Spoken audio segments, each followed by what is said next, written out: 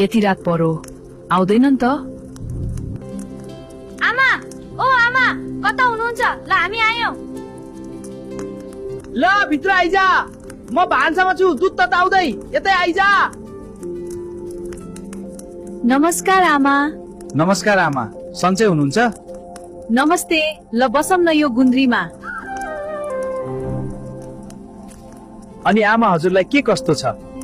यो कोसेली हजुरलाई? कोसेली त चाहिँदैन थियो। बुढी बहन ज्वाई अलिअलि स्वास्थ्य समस्या त भइहाल्छ नि। बरु भन्नुहोस् हजुरहरू कसरी यति ढिलो हुनुभयो? सबै यिनले गर्दा हो। यिनलाई बेलानको बेला कट्टु किन्नु परेको। होइन कस्तरी बोले कि हो यो ज्वाइसँग? यस्तो बानी नबसा हालै, गालामा खालिस।